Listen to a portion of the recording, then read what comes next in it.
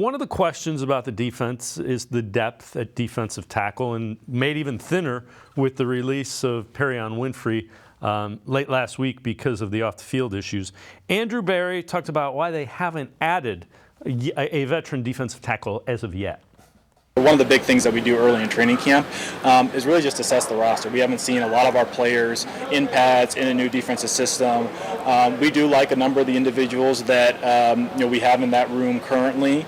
Obviously, it's unfortunate we're moving on from Perrion after a year, but he, like a number of players on our roster, were really competing for a role, competing for a roster spot. So we like the mix of players that we have.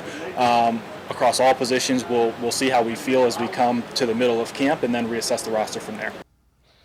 And again, there's no, as we've been saying the last couple of weeks, Tim, there isn't a hurry to bring one of these older veteran defensive tackles in because come 10 days before the start of the season, there will be over 900 people will be cut the same day.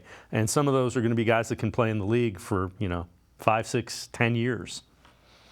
Yeah, I mean, when that cutdown day happens, there's going to be just so much chaos going on, like you said. But I think you can understand, why Andrew Berry's, talking about how they want to be careful. They want to take their time and see what they have, because these are a lot of pieces, that they've thrown into this defensive tackle room. I mean, you look at the depth chart right now with Perrion Winfrey gone, 2/3 of that defensive tackle room is new guys. I mean, signing Dalvin Tomlinson, Maurice Hurst, Tristan Hill, and then drafting Siaki Ika in the 3rd round.